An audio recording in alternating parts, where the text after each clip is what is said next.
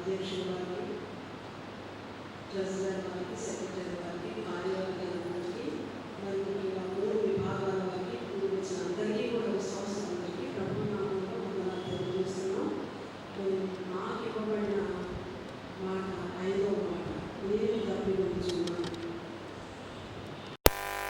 యోహాను సువార్త 19వ అధ్యాయం 19వ అధ్యాయము 28వ వచనం అండి. అటు తర్వాత సమస్తమును అప్పటికి సమాప్తమైనదని యేసు ఎరిగి లేఖనము నెరవేరునట్లు నేను దప్పికొనుచున్నానని చిన్న ప్రార్థన చేసుకున్నాను. ప్రభువా నీకు వందనాలు. వట్టిదానను మట్టి ద్వారా మీరే మహిమ ఘనత పొందమని యేసయ్య అతి ప్రశస్తమైన నామములో ప్రార్థన అడిగి వేడుకుంటున్నాం తండ్రి. ఆమేన్.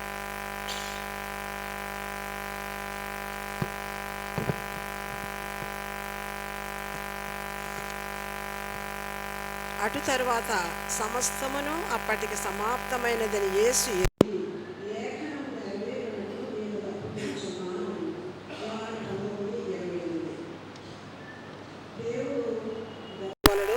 దేవదూతలు కూడా దప్పికొనరు. మహిమలో ప్రవేశించినప్పుడు మనం కూడా దప్పికొనము. ఎందుకంటే దేవుడు ఈయన సంపూర్ణ మానవుడు, సంపూర్ణ దేవుడు. శతాబ్దాల క్రితమే మరి లేఖనము ఏమని చెప్పి ప్రవక్త అయిన దావీదు గారి ద్వారా దేవుడు యేసుక్రీస్తు వారి శ్రమల గురించి ప్రవచన రూపంలో తెలియజేశారు. మరి సిలువ వేయడానికి ముందు ప్రభువారిని మరి రోమా సైనికులు ఎన్ని విధాలుగా హింసించారు, కొట్టారు, కొరడాలతో కట్టారు, పిడిగుద్దులు గుద్దారు, చాలా బాధలు పెట్టారు. మరి భయంకరమైన ఆ భారభరితమైన సిలువను మరి గొల్గొతా కొండ వరకు మోయించారు. అట్టి పరిస్థితుల్లో మరి ఆయన ఒళ్ళంతా గాయాలు, దెబ్బలు, పిడిగుద్దులు గుద్దారు. మరి మానవ సహజమైన మామూలుగా మనం పనులు చేస్తుంటేనే ఎండలోని దాహం కొంటాం. మరి ప్రభువారు అంతకుముందు 2 రోజుల ముందు నుంచే ఆయన ఎన్నో శ్రమలు పెడుతున్నారు. చివరికి ఈ సిలువ వేసే రోజున ఆయన్ని వీధుల గుండా కొట్టుకుంటూ తీసుకెళ్ళినప్పుడు మానవ సహజమైన దాహం ఆయనకి వచ్చింది కనుక మండు టెండలో అలా తీసుకెళ్తున్నప్పుడు సిలువ శ్రమలను బట్టి ఆయనకి దాహం వచ్చిందండి. ఎండ తీవ్రంగా ఉన్నప్పుడు మనకి కూడా పనులు ఎక్కువ చేస్తున్నప్పుడు నోరు పిడుచుగట్టుపోతుంది దాహం అని. అట్టి రీతిగా పూర్తి మానవుడు కనుక ఆయన లేఖనాలు ప్రవచనాలు నెరవేర్పు ఆయన మొదటి నుంచి పుట్టడం, ప్రవచనాల్లో అన్నీ తన జీవిత చరిత్ర అంతా కూడా లేఖన నెరవేర్పు, ప్రవచన నెరవేర్పును బట్టి జరిగింది. అయితే ఈయన పూర్తిగా మానవుడు కనుక మానవ సహజమైన బాధలు మరి దాహం ఆయనకి సంభవించింది కనుక యేసు దేవాది దేవుడే కాదు, ఈయన పూర్తి మానవుడు, 100% ఈయన మానవుడు. మరి ఈ శ్రమల్లో దాహం కాక ఆయనకి ఏమవుతుందని చెప్పడానికి మరి ఇంకా వేరే రుజువులు లేవు. ఈయన మానవుడు అని చెప్పడానికి ఎన్నో రుజువులు ఉన్నాయి. లూకా సువార్త 2:12 ప్రకారం పొత్తిగుడ్డలతో చుట్టబడ్డాడు. లూకా సువార్త 2:52 ప్రకారం ఆయన జ్ఞానమునందును వయస్సునందును దేవుని దయందును మనుషుల దయందును వర్ధిల్లారు. లూకా సువార్త 2:46 ప్రకారం బాల్యంలో సమాజ మందిరంలో ప్రశ్నలు అడిగారు. మరి మత్తయి సువార్త 4:2 ప్రకారం ఆయన ఆకలి కొన్నారు. యోహాను సువార్త 4:6 ప్రకారం ఆయన అలసిపోయారు. మార్కు సువార్త 4:38 ప్రకారం ఆయన నిద్రించారు. యోహాను సువార్త 11:35 ప్రకారం ఆయన ఏడ్చారు.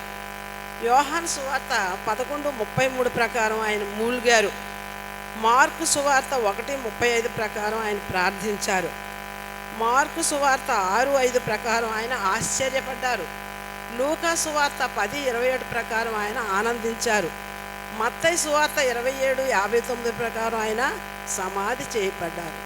మరి ఈయన మానవ రీతిగా ఎన్ని శ్రమలు అనిపించారు, లేఖన నెరవేరు ప్రకారం ఇలా జరిగింది.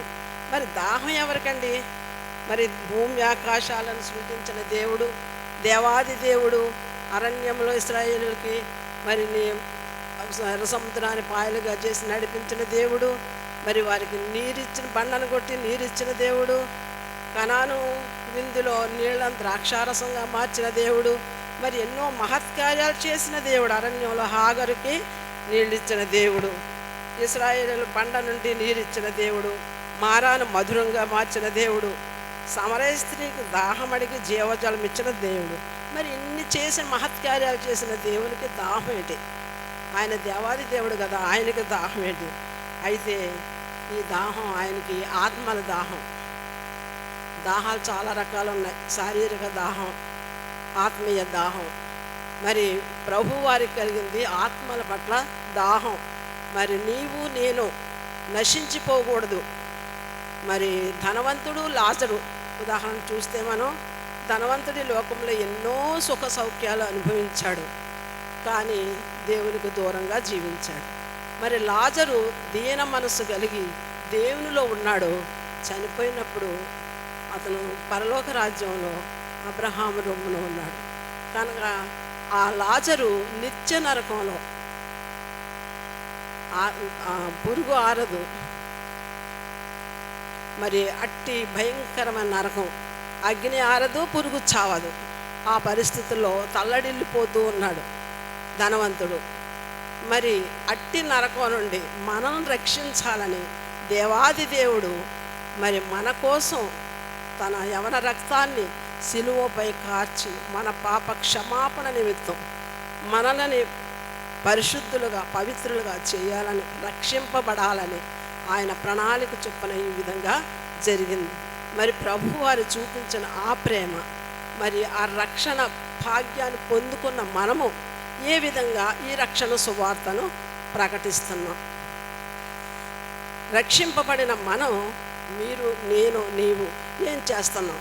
ఈ రక్షణ సువార్తను ప్రకటిస్తున్నావా? మరి రక్షించబడిన మనం మన కుటుంబాన్ని రక్షించుకోవాలి, మరి మన పొరుగు వారిని రక్షించాలి. మరి ఇతరులు ఉన్న ఈ మధ్యకాలంలో మన వాళ్ళు రక్షణ సువార్తను ప్రకటించడానికి ఏజెన్సీ ప్రాంతం కూడా వెళ్ళారు మన సంఘస్థులు. చాలా సంతోషం. నిజమే, స్టంటెడ్ గ్రోత్ లాగా మనం విన్న ఈ వాక్యం, రక్షింపబడిన మనం అట్టే ఉండిపోకూడదు. ఇతరులు కూడా ఆ సత్య సువార్తను ప్రకటించి వారిని కూడా అగ్నిగుండంలోకి వెళ్ళకుండా మనల్ని మనం రక్షించుకుంటూ ఇతరులను కూడా రక్షించాలి. మరి ముఖ్యంగా మరి అట్టి ప్రేమ కలిగి మనం ఉండాలని, మరి ముఖ్యంగా ఆ ప్రేమ కలిగిన మరి మన పితరులు చూసినట్లయితే డేవిడ్ లింగ్స్టన్, ఆయన ఆత్మల సంపాదన కోసం నరమాంస భక్షకులకు మధ్యకు వెళ్ళి ఆఫ్రికా ఖండాన్ని వెలిగించారు. ఆనాడు ఆయన చేసిన పరిచర్య, ఈనాడు రక్షింపబడిన బిడ్డలు అక్కడ ఎంతోమంది ఇప్పుడు పరిచర్యలో ఉన్నారు. అట్టి రీతిగా మరి ఎవరో మనకి తెలీదు, మన ప్రాంతం వారు కాదు, విలియం కేరీ గారు, ఆయన ఇండియా మ్యాప్ గీసుకొని ఇసుకలో ఈ దేశం కోసం ఇండియాను రక్షించాలి, ఇండియాకు క్రీస్తు సువార్తను ప్రకటించాలని ఎన్నో సమస్యలు ఎదుర్కొని మరి తన కుటుంబాన్ని, తన బిడ్డలను పోగొట్టుకుని, భార్య పోగొట్టుకుని ఎంతో పరిచర్య చేశారు. మరి ఆ మహానుభావులు వెలిగించిన దీపాలు, ఆత్మదీపాలు ఎన్నో మరి ఈ ప్రాంతంలో కూడా వెలిగింపబడ్డాయి. ఈ రోజుల్లో మనం ఈ బైబిల్ చేతబట్టుకుని వస్తున్నామంటే విలియం కేరీ గారి యొక్క పుణ్యం అని చెప్పాలి. ఆయన ఆత్మల పట్ల ఆయనకు కలిగిన దాహమే ఈ బైబిల్ మన చేతిలో ఉంది. ప్రింటింగ్ ప్రెస్ పెట్టి 35 భాషలు నేర్చుకొని మరి బైబిల్ ప్రింట్ చేసి మన చేతిలో ఈ రోజు ఉందంటే విలియం కేరీ గారి త్యాగపూరితమైన పరిచర్య. అలాగే మరి మన ప్రాంతంలో కూడా ఆత్మదీపాలు వెలిగించారంటే మన ప్రియ మిషనరీలు ఇక్కడ జాన్ డేవిస్ గారు, జాన్ ఎడ్విన్ డేవిస్, క్రీస్తు కొరకు కుష్ఠరోగి అయిన జాన్ డేవిస్ ఆత్మల సంపాదనలో ఆయన చేసిన త్యాగపూరితమైన పరిచర్య, ఆయన వారు ప్రియ మిషనరీస్ వారు వేసిన విత్తనాలు ఈరోజు మనం అనుభవిస్తున్నాం పరిచర్యలో. కనుక మనం కూడా రక్షింపబడిన మనం దేవుని కోసం ఆత్మలు రక్షించాలనే తపన కలిగి దాహం కలిగి మనం ఉండాలని ఆశిస్తున్నాను. మరి వారు చూపించిన మార్గంలో మనం కూడా నడవాలని, మరి మన ముందు తరాలు కూడా రాబో తరాలు కూడా ఆ ప్రభు మార్గంలో నడవాలని మనం ఆశిద్దాం. ఎందుకంటే వాక్యం కరువైపోతుంది. ఇప్పటికే చూస్తున్నాం, పరిస్థితులు అననుకూల పరిస్థితులు వచ్చాయి. మనకున్న ఈ గొప్ప అవకాశాన్ని కొన్ని ప్రాంతాల్లో లేకుండా ఉంది. మీరు చూస్తూ ఉన్నారు, దేవుని ఆరాధించుకోవడానికి దేవాలయాలు కూడా లేకుండా ఉంది. కనుక వారి కోసం మనం ప్రార్థన చేద్దాం.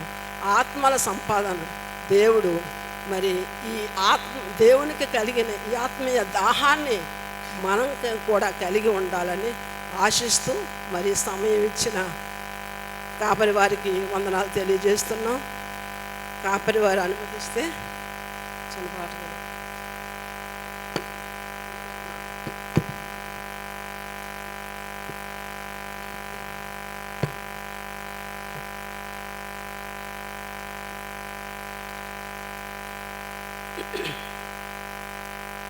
కల్వారిలో యేసుడు కనుమూసెనే నీ కోసమే, ఆ సిల్వపై నా నాథుడు, ఆ సిల్వపై నా నాథుడు బలియాయనే నా కోసమే, బలియాయనే నీ కోసమే.